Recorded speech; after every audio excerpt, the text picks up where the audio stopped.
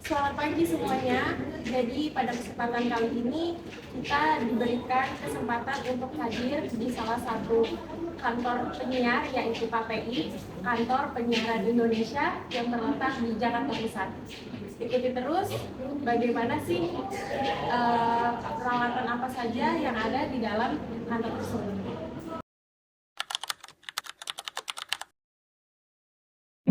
Halo guys, kali ini kita diberi kesempatan untuk mengunjungi KPI atau Komisi Penyiaran Indonesia. Kita dipimpin oleh host yang bernama Nurliana Amalia nih. Kita lihat yuk keseruannya.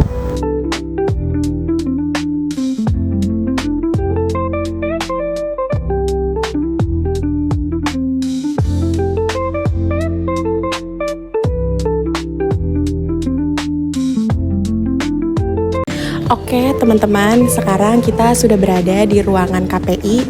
Ini dia kondisi ruangannya dan kita sekarang lagi menunggu untuk sambutan dari pihak KPI-nya. Ikutin kita terus ya.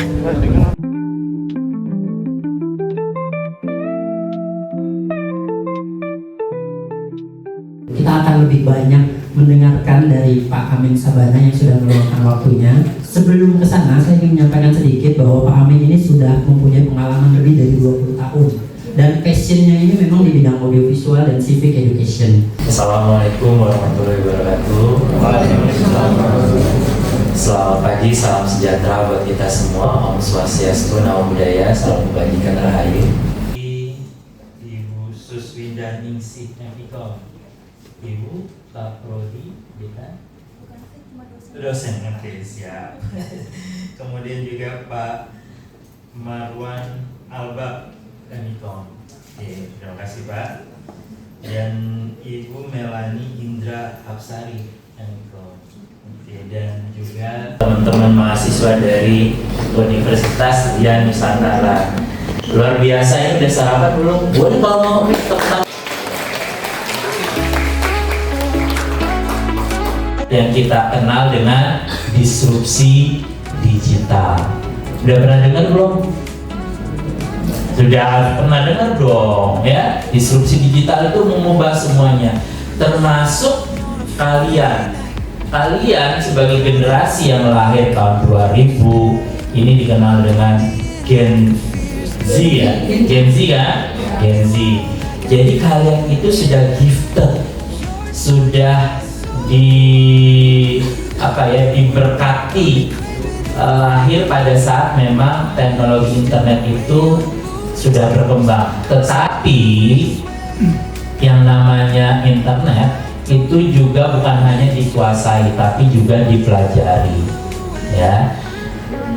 Kalau zaman saya ketika ditanya oleh dosen kalau sudah lulus pengen jadi apa? Saya bilang karena saya orang komunikasi, saya ingin bekerja di sektor penyiaran. TV dan radio itu merupakan pekerjaan yang diidam-idamkan oleh mahasiswa penyiaran. Anak sekarang ketika ingin lulus dari kuliah, banyak yang ingin menjadi content creator. Benar atau benar? Ya. Kenapa sih ingin jadi content creator? Karena cuannya cepet, katanya duitnya banyak. Bener. Sekarang kalau misalnya kalian pinter bikin sesuatu yang viral di media baru, di media sosial, maka kalian bisa mendapatkan cuan. Tapi ada tapinya, karena Undang-Undang 32 tahun 2002 itu hanya mengawasi TV dan radio, maka belum ada regulasi yang memadamkan pengawasan media baru tadi. Media sosial, OTT, Netflix, YouTube, podcast, itu belum ada lembaga yang diamanatkan oleh negara melalui undang-undang untuk diawasi. Hasilnya seperti apa? Hasilnya akhirnya TV dan radio karena ketat diawasi oleh KPI. Jadi kalau misalnya mereka melakukan pelanggaran, ini tim pemantaunya KPI siap-siap memberikan surat cinta. KPI juga nggak cuma galak saja tuh ke lembaga penyiaran, kita cuma ngasih teguran, peringatan, ibaratnya kayak polisi India gitu ya, galak, berkumis dan main pukul enggak. KPI juga memberikan penghargaan kepada stasiun-stasiun televisi yang punya dampak positif. Oke teman-teman, jadi kita tadi sudah mendengar dari Bapak Iman bagaimana KPI sebagai lembaga negara independen menyiarkan suatu berita di televisi. Dari penjelasannya bahwa ketatnya perlindungan TV dan radio dengan UUD 32 tahun 2002, di mana pihak televisi harus menjaga siarannya dan tidak melanggar aturannya. Dengan berlakunya peraturan, Pak Iman juga menjelaskan betapa pentingnya menjaga mental anak di zaman sekarang terhadap tontonan televisi maupun radio. Nah, itu tadi adalah isi kesimpulan dari Bapak Amin. Sekarang kita menuju ke Bapak Yanu Pujiato selaku analisis isi penyediaan siaran. Bapak, saya ingin mewawancarai Bapak. Oke, boleh. Saya ingin bertanya, Pak, sejauh mana konten televisi yang mengedukatif untuk berkontribusi terhadap pengembangan karakter pada generasi sekarang, Pak?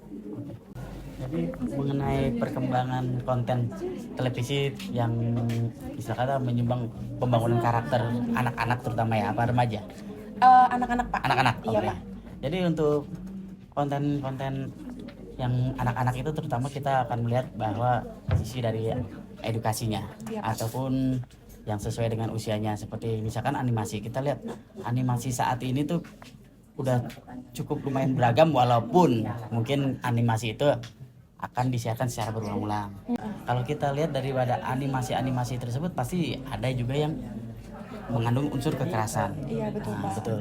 Nah, seperti misalkan kayak film-film boboiboy atau segala macam. Itulah perlunya daripada bimbingan pada orang tua itu sendiri. Iya. Sedangkan kalau dari KPI kita kan melakukan pemantauan. Misalkan boboiboy itu kenapa mereka masukkannya klasifikasi remaja? Pertama karena siarannya dia agak di sore maghrib kalau nggak salah ya, apa jam 7 gitu ya. Nah, kedua kali kenapa klasifikasi remaja?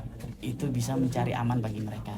Karena kita tidak bisa memaksakan bahwa ini harus klasifikasi A untuk anak itu. Iya, nggak bisa Iya, dipaksain kita ya, tidak Pak. bisa Iya. memaksakan. Kalau misalkan dia untuk masuk ke klasifikasi anak, pasti banyak akan tegurannya karena banyak kekerasannya. Untuk klasifikasi anak tuh sama sekali nggak boleh, walaupun hanya jitak atau sebagainya. Nah guys, itu saja penjelasan dan juga wawancara dari kelompok kami yaitu Mangga News. Semoga bermanfaat dan juga penjelasan dari Yanu Pujiato maupun Bapak Amin sangat berarti bagi kita semua dan waspada terhadap karakteristik generasi bangsa.